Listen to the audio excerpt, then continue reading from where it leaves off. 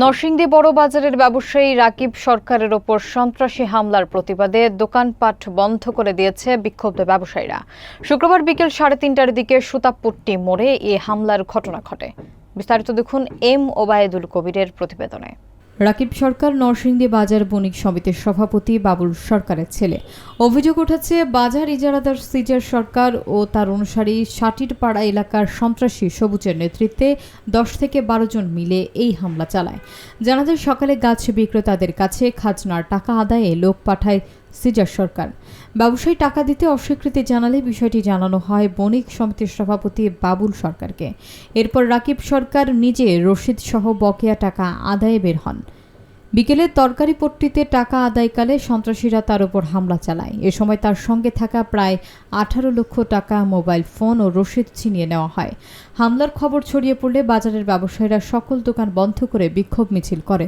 পরে সংক্ষিপ্ত সমাবেশে বণিক সমিতির সভাপতি বাবুল সরকার হামলাকারীদের দ্রুত গ্রেফতার দাবি করেন। এ বিষয়ে নরসিংদী মডেল থানার ওসি মোহাম্মদ ইমদাদুল হক বলেন, ঘটনাস্থল পরিদর্শন করা হচ্ছে, অভিযোগের ভিত্তিতে প্রয়োজনীয় ব্যবস্থা নেওয়া হবে। প্রশাসন যদি সিদ্ধান্ত অনুযায়ী কাজ করতে ব্যর্থ হয় তাহলে আজকে তো সারা বাজার বন্ধ হয়েছে, আগামীকাল কি হবে বলা যাবে না।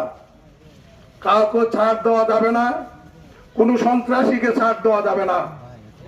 আপনারা জানেন 5 তারিখের পর সারা বাংলাদেশে নরসিংদী জেলাতেও নরসিংদী সদরেও বিভিন্ন জায়গাতে চাঁদাবাজি হয়েছে, এখনো হচ্ছে।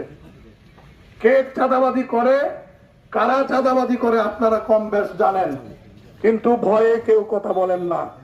যদি ভয়ে কথা না বলেন তাইলে ব্যবসা বাণিজ্য করা বন্ধ হয়ে যাবে, যে পরিস্থিতি দাঁড়িয়েছে। আমরা বসে আমরা সিদ্ধান্ত নেব। আমার বিশ্বাস আপনারা সিদ্ধান্তের সাথে একমত পোষণ করবেন। কেউ দোকানপাট খুলবেন না যতক্ষণ পর্যন্ত প্রশাসন সঠিক সিদ্ধান্ত নিতে না পারে, ততক্ষণ পর্যন্ত দোকানপাট বন্ধ থাকবে।